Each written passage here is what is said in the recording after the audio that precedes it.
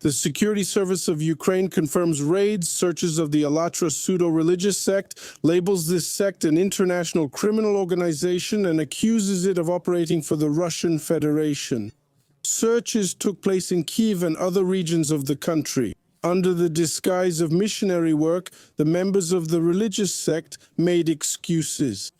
Aggression of Russia and publicly promoting the Kremlin's idea of creating a union of Slavic peoples under Moscow's leadership. Among other things, they campaigned for the Russian occupiers to conduct massive rocket bomb attacks on Ukrainian cities. This is what the SBU declares. We will discuss this now with our next speaker, Yuri Chornomorets, a religious scholar, sniper theologian. Mr. Yuri, I welcome you on air. Glory to Ukraine, glory to the heroes. You know, about this Alatra sect, in principle, we heard about it quite a long time ago. Only now our law enforcement was dealing with it. But, you know, I started to search and what was written about it in the news, and I found the news for 2017. Let me remind you that in 2017, the Orthodox Church of Ukraine did not receive the Tomos. So we had the Ukrainian Orthodox Church of the Kiev Patriarchate. And here is the news for 2017 that the Synod of the UOCP accused the Moscow Patriarchate of supporting this Alatra sect. And what was the matter? That the office of this Alatra, maybe the central one, I don't know, was located, maybe still located in Kiev, Pechersk Lavra. And here on the one hand, I want to say, well, maybe this is a coincidence. You know that some Russian agents, other Russian agents, they are all nearby. What do you think? Is it a coincidence? Is it possible that there is some connection? This movement itself, it originates from Donetsk?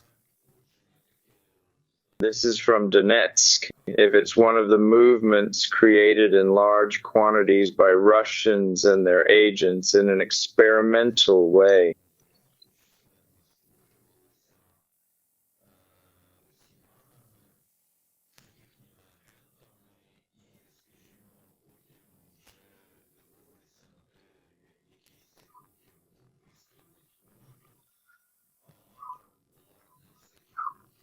Let's say they acted, they started to attract people to them. Now they act as if they have already renamed themselves as a charity. You can even see their advertisements on the streets. What distinguishes them is the idea that humanity is deeply divided into, let's say, those who are knowingly or unknowingly supporters of global evil and those who are supporters of global good. All good people should unite around Russia, around the ruler of Russia, who will be the savior of humanity. His biography is almost a copy of Putin's. It is so crudely stitched by white thread, very obvious origins. They have tried many times to create such an organization, and this is one of the movements that actually was successful, and the ideas are definitely absolutely absurd, specifically everything except the idea that Slavic nations should unite around Putin.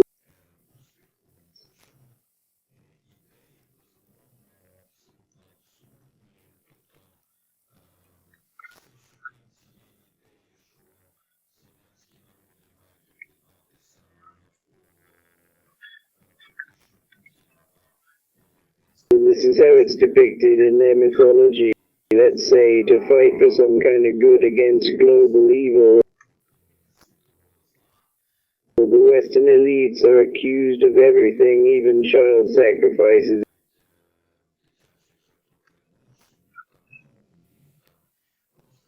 It's just like Trump's UN, the same thing, reptilians, these Satanists, pedophiles, it all seems to have something in common. I would say this delusion, well here it is, this is a healthy core, this conservative delusion is a healthy core. Everything else within this cult essentially includes the deep-rooted ideas of the White Brotherhood, Fire Yoga, and Blavatsky.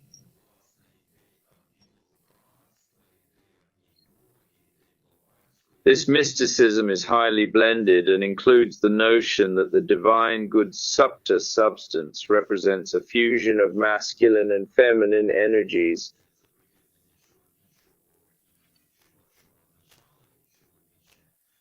The masculine is represented by Ra, while the feminine is represented as Alad. Their combination leads to the creation of a deity. We can even recall a variety of topics such as the Da Vinci cat, which has penetrated into common culture. This, in essence, results in a misguided belief in line with the spirit of the White Brotherhood.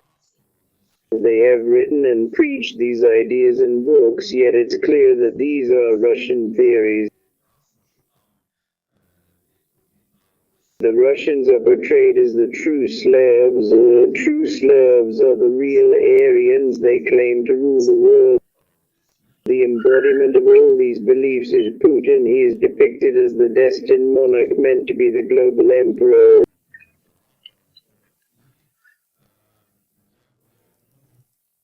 Through these theories, people are drawn into this sect. A unique language is offered, which is very unusual. When a person starts using this language, their consciousness is reset. They start living in the narratives offered through this language. They live in certain patterns, myths. As part of this myth ritual, their soul is supposed to be reborn through some exoteric practices and obtain extraordinary abilities.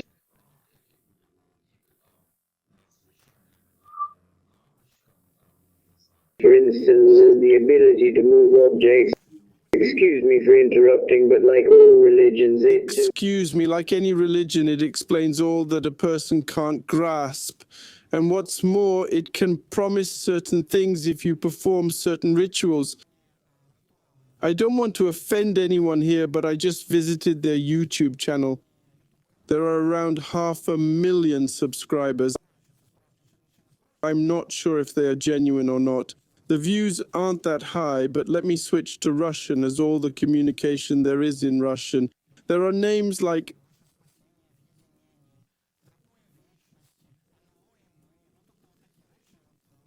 they are discussing there.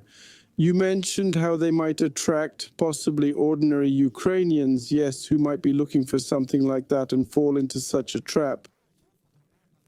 But we see, and here I have to quote the deputy from the Voice faction in the Verkhovna Rada, Ina Sofson.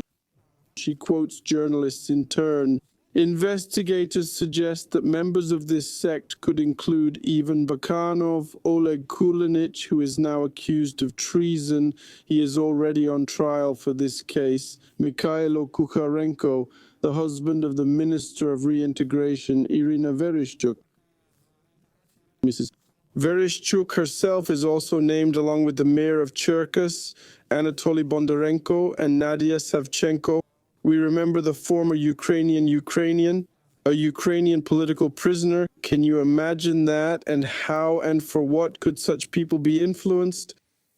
Well, the thing is that Allatra was presented as an international charitable organization and a lobbying mechanism of some influence, so to speak.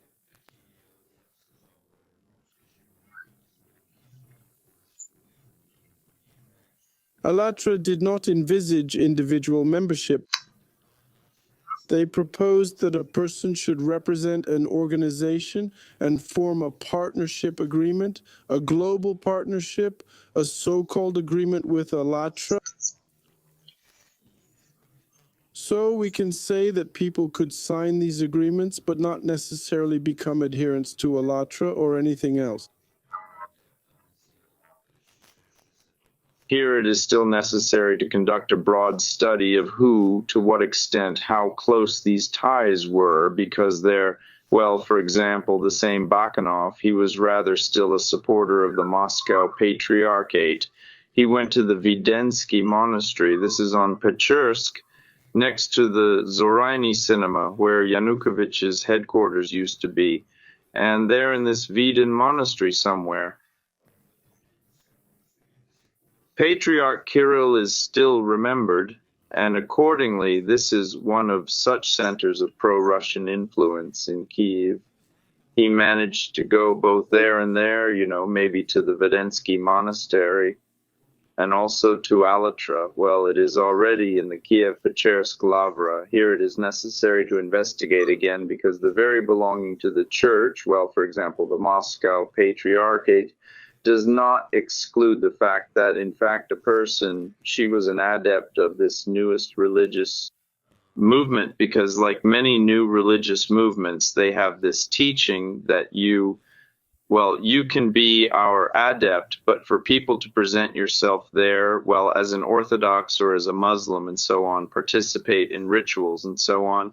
And this does not affect the fact that your conscience somehow, rebukes you in this. Well, because these rites do not have any meaning. All those rites and knowledge that you receive within the sect are important. This kind of teaching was developed back in the Middle Ages by some religious organizations and movements, and it allowed to survive there. Well, in a Christian or a Muslim environment, there are different figures who had completely unorthodox views in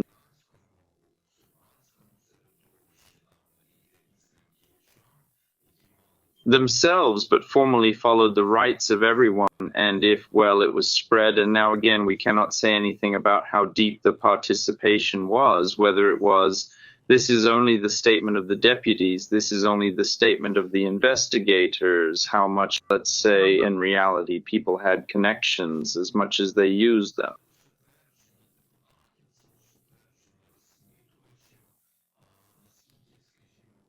The Russian Federation, even if it is not clear to us what is possible, excuse me for interrupting again, just so as not to lose this thought, but can we at least assume?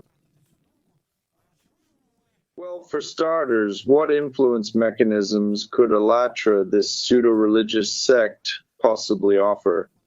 For some reason, it reminds me of another sect, American Scientology. Among other things, many Hollywood actors and influential people there, and even a certain myth about the role of a Scientologist and its implications.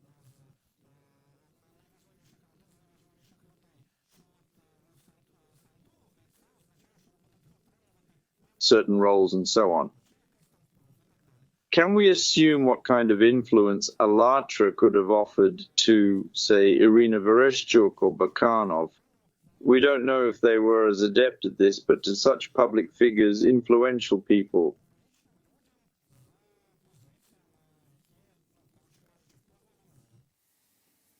Well, the fact is that this is one of the destabilization mechanisms, the development of such movements in society, and they are used by Russian special services. The same White Brotherhood was founded by one of the KGB agents.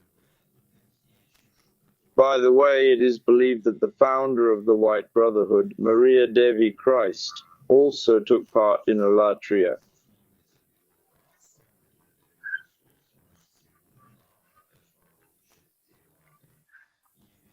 All of this must be investigated. It all seems like the truth.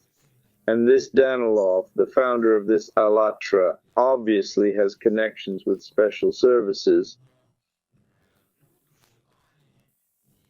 Naturally, this leads to promises of reciprocal support, promises of influence, often backed by Russian money, which is undeniably sown abundantly.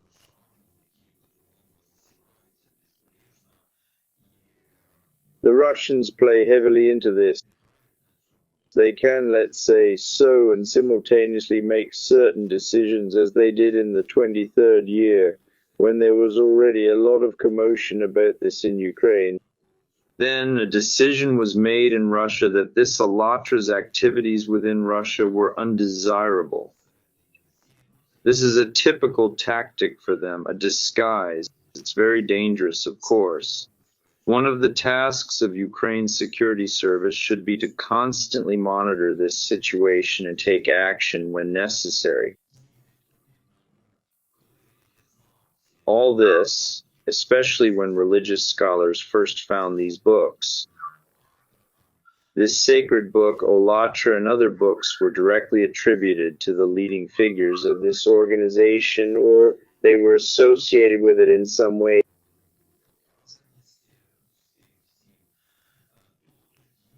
Then religious scholars would consistently write to the security service of Ukraine about it. They would caution us, saying that new individuals were emerging who propagate Russian religious narratives. Those who are not within the Moscow Patriarchate's sphere of influence are influenced by their narratives. These people are certainly influential. Of course, such influence would be much broader if it were the 1970s in the streets when many sects were very popular. Today, the influence isn't as widespread, but it is still dangerous. Please be aware of, and it surprises us that the Ukrainian security service took so long to take interest. Only now are they inquiring about the real situation. Are these activities causing minor damage to Ukraine, or have the Russians been able to really harm the Ukrainian state through this sect? People should be cautious. They said that the investigation has been underway since 2021, but I think that the religious scholars informed the law enforcement agencies much earlier in the year. It may be 2021, but I believe religious scholars started collaborating with law enforcement agencies much earlier. Recently, we've also noticed a worrying counter-trend. For example, you own a huge TV network called 1+1. If you, for example, Kolomoisky, were imprisoned, you could order a massive amount of TV shows asserting that cults are the absolute evil. Alatra, for instance, is described as super evil. Participating in this are all Ukrainian politicians ranging from Zelensky to Vereshchuk. The only one not involved is Bezuga, as she's perhaps too naive to participate in such a cult. She's establishing her own. Hence, you can use this as a tool to discredit your political opponents. You didn't follow through with your commitments, yes, and you've started to cover Kolomoisky less, but still, you still continue to pursue. I believe that the security service of Ukraine still favors Kolomoisky more than they lambaste him. Despite it all, he can certainly initiate such a campaign, and there are several parliament members who, without realizing the need for an unbiased investigation, begin to speak. Yes, it's agreed that everyone is accountable, because I recall when these discussions surfaced, Zelensky's family was also implicated. Nowadays, the Zelensky family isn't mentioned, by the way. I must note that Irina Vereshchuk herself, the Minister of Reintegration, denies any involvement or past connections with Alatra. We must address this, but also the fact that the office was located in the Kiev-Pechersk Lavra simply because of business. The likely former head of the Kiev-Pechersk Lavra, Pavlo Lebed, also known as Pasha Mercedes, is essentially a businessman. Can we see if there's something deeper here? It needs to be fully investigated. Did he reside in or merely near the Kiev-Pechersk Lavra? There are many such organizations, for instance, located nearby.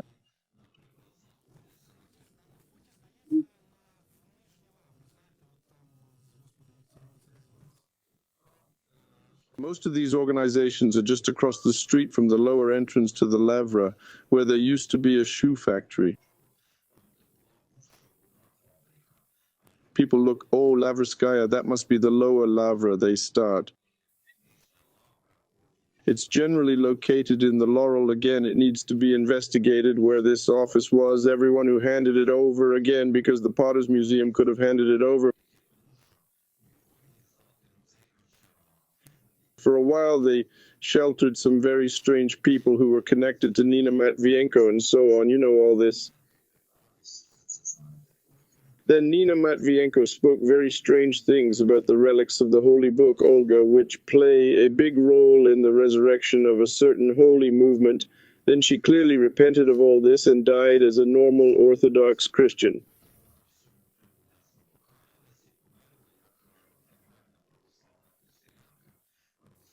Of the Orthodox Church of Ukraine, but it had a period when it was under the influence of these ideas, and it must be acknowledged not only by the Moscow Patriarchy, but also by Latra, and accordingly it could be handed over on the territory of this museum. It is absolutely nearby there. They could, again, there is an organization of Afghans, they could have handed over Oladris. We need to investigate specifically, because the fact that something is at the entrance to the Lower Laurel is not, it doesn't mean right away that Volodych Pavlo provided them with a room. This must be investigated. You here, I think, know, Mr. Yuri, that two conclusions can be drawn here. Well, firstly, that there may be a lot of garbage in the heads of our compatriots, and we understand why this sometimes happens. And the second, of course, is that we, as citizens, need a normal investigation and conclusions regarding the activities of this pseudo-religious sect, Mr. Yuri, thank you very much for this conversation. Blackmore's a religious scholar, theologian, sniper, was in touch with us. We dedicated 20 minutes of your time to the Alatra sect, as reported by the Security Service of Ukraine, and about raids in their premises, and this was in Kyiv and in other regions of the country. As reported, the subversive activities of more than 20 cells were blocked. The Security Service of Ukraine calls this Alatra an international criminal organization, and I have again to remind that, among other things, the SBU published a recording of the exchanges, well, not the negotiations, but the conversations of their so-called spiritual leader with one of the members of this sect. And in these negotiations, you can hear that their so-called spiritual leader, to put it mildly, treats Ukraine very badly and calls for Ukrainian cities to be bombed by Russian invaders. Well, again, we are waiting for the investigation.